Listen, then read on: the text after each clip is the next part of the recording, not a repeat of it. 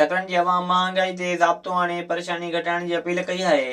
अवामी आवाज़ सां ॻाल्हाईंदे अवाम जो चवणु आहे त अटो 40 रुपयनि मां 70 रुपया फ़ी किलो थी वियो आहे, जंहिं सबबु ग़रीब माण्हू हिक वक़्त जी मानी खाइण लाइ बि परेशान आहे। अटो उहो बि 70 रुपया किलो थी वियो आहे। ग़रीब आवाम परेशान लॻी पई आहे।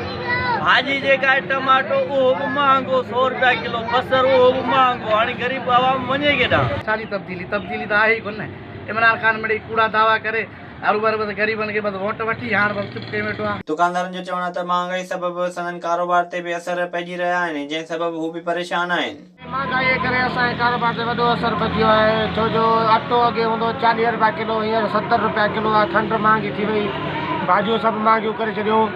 आवाम परेशान आहे, हिन जे करे असांजे कारोबार ते वॾो असरु पइजी आहे। शहरनि मुताबिक़ त DC ऐं असिस्टेंट कमिश्नर बाज़ारनि में रेटनि जो जाइज़ो वठनि त जीअं ग़रीब आवाम खे रिलीफ मिली सघे। विज़िट कयो अवामी आवाज़ मीडिया ग्रुप जी वेबसाइट awamiawaz.pk